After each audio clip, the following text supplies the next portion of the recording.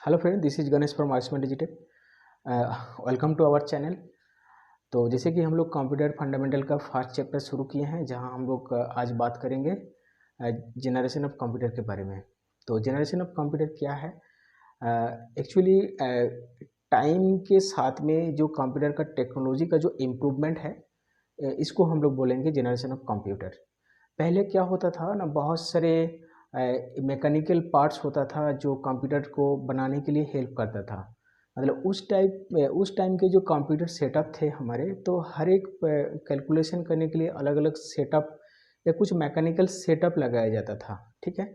तो जैसे ही हमारा इलेक्ट्रॉनिक सर्किट जब डेवलप हुआ, उसके बाद वो सारे मैकेनिकल पार्ट्स और गियर को रिप्लेस कर दिया गया, जहाँ पे हम लोग इलेक्ट्रॉनिक सर्किट यूज करने लगे। तो ये जो इम्प्रूवमेंट है टेक्नोलॉजी का कंप्यूटर फील्ड में, इसी को एक पीरियड ऑफ टाइम में बांट दिया गया है। ऐसे इसी पीरियड ऑफ टाइम को हम लोग जनरेशन ऑफ कंप्यूटर बोलेंगे। जिसे उस पर्टिकुलर किसी टाइम के साथ ये डिवाइडेड है। तो इसको टोटल 5 डिवाइडेड हैं। तो पहला जो है वो फर्स्ट जनरेशन पे आता है। फर्स्ट जनरेशन है हमारे 1942 से 1955 तक। सेकेंड जनरेशन है हमारे 1955 से लेकर 1964 तक। फिर थर्ड जनरेशन है हमारे 1946 से 1975 तक। फोर्थ जनरेशन है हमारे 1975 से 1987 तक। और 1978 से लेकर आज तक जो प्रेजेंट टाइम है, इसको फिफ्थ जनरेशन पे जानेंगे। तो आज के डेट में जो है हमारे फिफ्थ जनरेशन के अंडर ही आता है।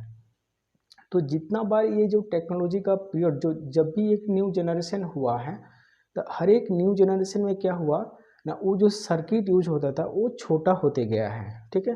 तो जैसे ही जितना बार छोटा हुआ है, तो उसका कंप्यूटर का स्पीड, कंप्यूटर का मेमोरी पावर और कंप्यूटर का जो पावर है, ये सारे मतलब इंक्रीमेंट हुआ है। तो इसी को हम लोग बोलेंगे जनरेशन ऑफ कंप्यूटर। तो पहले समझते हैं कि फर्स्ट जनरेशन में क्या क्या मतलब हार्डवेयर और जो सॉफ्टवेयर टेक्नोलॉजी यूज होता था, तो किस तरह का टेक्नोलॉजी यूज होता था, इसी चीज़ के बारे में बात करेंगे। तो पहला जो था हमारे फर्स्ट जनरेशन, वहाँ पे क्या यूज होता था? वैक्यूम ट्यूब यूज होता था।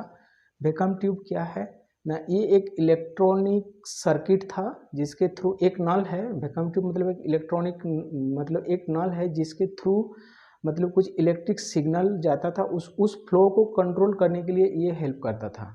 जैसे कोई मॉनिटर में अगर हमको कुछ किसी चीज़ को दिखाना है स्क्रीन में, तो जो सिग्नल पास होता था इस नॉल के थ्रू, तो उस नॉल के इलेक्ट्रॉन जो थे उसको उसका फ्लो का कंट्रोल करने का काम करता था ये वैक्यूम ट्यूब। ठीक है। नेक्स्ट है इसका रिले मेमोरी। रिले मेमोरी मतलब उस टाइम के कोई हार्डवेयर, मतलब आज के डेट में जैसे हम लोग हार्ड डिस्क या पेन ड्राइव कुछ भी देख रहे हैं, उस तरह का कुछ नहीं था। तो वहाँ पे रिले मेमोरी का यूज होता था। रिले मेमोरी हम लोग बहुत सारे पुराने जो सिनेमा हॉल थे वहाँ पे यूज होता था। एक रिले से उसको सारी चीज़ को रिकॉर्ड किया जाता था। तो ऐसे मेमोरी का वहाँ पे यूज था। पंच कार्ड था। पंच कार्ड भी कुछ ऐसा ही है, कुछ भी चीज़ को रिकॉर्ड करने के लिए यूज, मतलब उस टाइम भी यूज होता था। सेकंड है कि इसका जो साइज़ था, ये साइज़ बहुत ही बड़ा होता था, क्योंकि इसका हर एक ऑपरेशन करने के लिए अलग अलग मैकेनिज्म सेटअप था।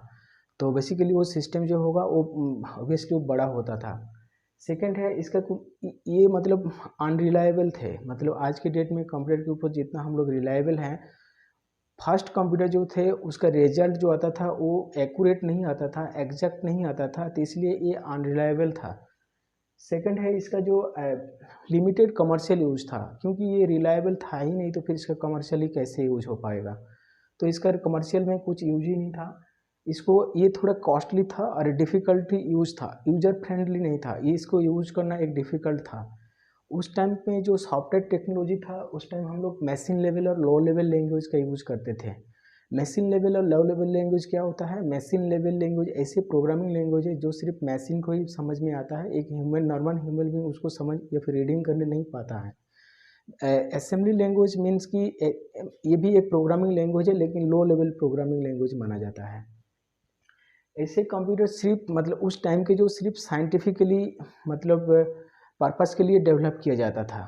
सेकंड है हमारे जो सेकंड जनरेशन, जो 1955 से लेकर 1964 तक है। इसमें क्या क्या चेंजेज आया था? यहाँ पे हम लोग का ट्रांजिस्टर यूज होता था। ट्रांजिस्टर क्या है? एक एक ब्लॉक है, एक सर्किट का ब्लॉक है जहाँ पे 0-1 बाइनरी बेस एक सर्किट स्विचिंग है जिसमें सिर्फ इलेक्ट्रिक सिग्नल को वो ऑन ऑफ करने में काम आता था। ऐसे बहुत सारे ट्रांजिस्टर जो हैं हमारे सीपीयू में, मिलियंस ऑफ ट्रांजिस्टर आज के डेट में यूज होता है। तो उसका हर एक सर्किट का, हर एक ट्रांजिस्टर का अलग अलग फंक्शन होता है, मतलब बाइनरी नंबर सिस्टम से स्विचिंग बना होता है। वो कब सिग्नल किसको पास करना है वो उसके इसके ऊपर डिपेंड करता है, जो वहाँ पर ट्रांजिस्टर, पर्टिकुलर ट्रांजिस्टर है यूज करते हैं उसके ऊपर। यहाँ पे मैग्नेटिक कोर मेमोरी यूज होने लगा। मैग्नेटिक कोर मतलब किसी मेटल से बना हुआ जो मेमोरी होता है, ऐसे मेमोरी को हम लोग मैग्नेटिक या फिर सिलिकॉन हो, कुछ भी मेटल से जो बना होता है वैसे मेमोरी को हम लोग क्या बोलेंगे, मैग्नेटिक कोर मेमोरी बोलेंगे। Magnetic tap storage device, magnetic tap भी उस टाइम में कुछ स्टोरेज डिवाइस के रूप से ही सब, स्टोरेज डिवाइस मतलब जहाँ पे हम लोग कुछ डेटा को स्टोर करके रख रहे हैं, ऐसे डिवाइस को हम लोग स्टोरेज डिवाइस बोलते हैं, या फिर आज के डेट में उसको हम सेकेंडरी मेमोरी भी बोलते हैं। नेक्स्ट है ऐसे कंप्यूटर, सेकंड जनरेशन के जो कंप्यूटर थे वो थोड़ा फास्टर थे, थोड़ा स्मॉल थे, इजी टू प्रोग्राम था, मतलब उसमें अगर किसी नया प्रोग्राम करना था तो थोड़ा ईजी था, थोड़ा फास्टर था, थोड़ा साइज में छोटा था। Difficult to use commercial sector में इसका तब भी यूज नहीं हो पाया था। ऐसे कंप्यूटर में हम लोग जो सॉफ्टवेयर टेक्नोलॉजी यूज करते थे तो क्या था उसमें, batch operating system. Batch operating system ऐसे होता है कि उसमें एक से ज़्यादा जो टास्क है वो मतलब यूजर है उसको एक साथ में कर सकता है, एक ही सीपीयू के द्वारा वो सारे प्रोसेस को कंट्रोल किया जा सकता था। मतलब उसका जो सीपीयू था वो बैच ऑपरेटिंग सिस्टम का वो कंट्रोल कर पाता था। मतलब क्या कि एक ही सिस्टम में अगर 3, 4, 5, 7, 8, 9 अगर मेरा प्रोग्राम या फिर यूज़र यूज़ कर रहे हैं तो हर एक प्रोग्राम का अलग अलग से मतलब उसका जो प्रोसेस करना, ये हैंडल कर पाना, इसका ऐसे सॉफ्टवेयर को हम लोग बोलेंगे बैच ऑपरेटिंग सिस्टम। ठीक है। हाई लेवल प्रोग्रामिंग लैंग्वेज था। हाई लेवल प्रोग्रामिंग लैंग्वेज क्या होता है, ऐसे प्रोग्राम लैंग्वेज जो बहुत ही मतलब यूजर फ्रेंडली प्रोग्रामिंग बनाने में हेल्प करता है। जैसे आज के डेट में जावा है, C++ है, पाइथन है, तो HTML है, ये सारे जो प्रोग्रामिंग है, ऐसे प्रोग्रामिंग को हम लोग क्या बोलेंगे, हाई लेवल प्रोग्रामिंग लैंग्वेज बोलेंगे। तो यहाँ पे हम लोग का हाई लेवल प्रोग्रामिंग का जो स्टार्ट था वो शुरू हो गया था सेकंड जनरेशन से। नेक्स्ट इसका जो यूज था बेसिकली, साइंटिफिक पर्पस के लिए इसका यूज ज़्यादा किया जाता था। ठीक है। नेक्स्ट समझते हैं हमारे थर्ड जनरेशन जो 1964 से लेकर 1975 तक था। यहाँ पे आईसी का टेक्नोलॉजी का यूज होने लगा। आईसी दैट मीन्स कि इंटीग्रेटेड सर्किट जो था इसका यूज होने लगा। एक मैग्नेटिक कोर मेमोरी यूज होने लगा। कैपेसिटी, मैग्नेटिक जो कैपेसिटी था पहले से इसका कैपेसिटी को और भी मतलब बढ़ गया, उसका डेटा स्टोरेज कैपेसिटी बढ़ गया, उसको डेटा को प्रोसेस करने का जो कैपेसिटी था ये भी बढ़ गया। तो थर्ड जनरेशन, यहाँ पे ये थर्ड जनरेशन के जो कंप्यूटर थे वो साइंटिफिकली और कमर्शियली भी यूज होने लगे। ये थोड़ा रिलायबल थे, फास्टर थे, थोड़ा स्मॉलर थे, थोड़ा साइज में छोटे हो गए। फिर उसका जो काम करने का स्पीड था ये भी बढ़ गया, और मतलब इसको जो है ना थोड़ा रिलायबल था, मतलब इसका जो रिजल्ट आता था वो एक्यूरेट एग्जैक्ट के ऊपर आ गया। ठीक है, एक्यूरेटली काम करता था। इसका जो सॉफ्टवेयर टेक्नोलॉजी था, time sharing operating system use होता था। टाइम शेयरिंग जैसे कि वो बहुत सारा यूज़र को एक साथ में एक्सेस, जैसे कि आज के डेट में हम लोग इंटरनेट यूज़ करते हैं तो एक रियल टाइम मतलब वहाँ पे जो जिस सर्वर में जैसे जैसे यूनिक्स हो गया, जैसे लिनक्स हो गया, तो यूनिक्स लिनक्स ऐसे ऑपरेटिंग सिस्टम जो है, ऐसे ऑपरेटिंग सिस्टम को हम लोग टाइम शेयरिंग ऑपरेटिंग सिस्टम बोलेंगे, क्योंकि ऐसे ऑपरेटिंग सिस्टम का मिलियंस ऑफ यूज़र को हैंडल करने का कैपेसिटी होता है। तो ऐसे सॉफ्टवेयर डेवलप हो गया हमारे थर्ड जनरेशन में। नेक्स्ट है हमारे फोर्थ जनरेशन, जहाँ पे इलेक्ट्रॉनिक सर्किट तो था तो लेकिन उसका वेरी स्मॉल, मतलब उसको और भी छोटा कर दिया गया। ठीक है, VLS ऐसा टेक्नोलॉजी का यूज होने लगा, मतलब बहुत ही और भी छोटा कर दिया गया उसको। आईसी का जो टेक्नोलॉजी था उसको और भी छोटा कर दिया गया। माइक्रो प्रोसेसर, सेमीकंडक्टर मेमोरी आ गया। सेमीकंडक्टर मेमोरी मतलब जैसे कि हमारे जो मेमोरी हैं दो टाइप के हैं, एक ऑप्टिकल मेमोरी और एक सेमीकंडक्टर मेमोरी बोल सकते हैं। मतलब सेमीकंडक्टर मेमोरी क्या है ना, उसमें इलेक्ट्रिक जब तक रहेगा तब भी वो एक्टिव है, और जैसे कि मतलब उसके लिए उसके मतलब ऐसे मेमोरी जहाँ पे हम लोग बिना इलेक्ट्रिक सप्लाई के उस डेटा को हम लोग एक्सेस नहीं कर सकते हैं। मतलब उसका एक अलग से पावर का एक मतलब कनेक्ट रहेगा, एक अलग से पावर उसको देना पड़ेगा ऐसे हार्ड डिस्क को। जैसे कि हम लोग कंप्यूटर में जो हार्ड डिस्क यूज करते हैं उसके लिए एक अलग से पावर का स्विच हम लोग वहाँ पे लगाते हैं। और फिर जो ऑप्टिकल डिवाइसेस होते हैं जैसे कि सीडी है, डीवीडी है या फिर पेन ड्राइव है, तो ऐसे में हम लोग उसके लिए कुछ पर्टिकुलर कुछ पावर केबल हम लोग यूज़ नहीं करते हैं। तो ये जो था इस टाइम में हम लोग क्या यूज होने लगा, सेमीकंडक्टर मेमोरी। तो ऐसे मेमोरी को हम लोग सेमीकंडक्टर मेमोरी बोलेंगे। पोर्टेबल था, मतलब इसको हम लोग फोल्ड कर सकते थे, मतलब फोल्ड करके इसको जहाँ तहाँ ले जाने में हेल्प होता है। Smaller, powerful, reliable, easy to use and commercial use. मतलब ये सारे जो कंप्यूटर जो फोर्थ जनरेशन के जो कंप्यूटर है, स्मॉलर था, फास्टर था, इजी टू यूज था, नया नया प्रोग्राम अपडेट से मतलब अपडेट करने में मतलब ये सारे प्रोग्राम मतलब कैपेबल है, ठीक है।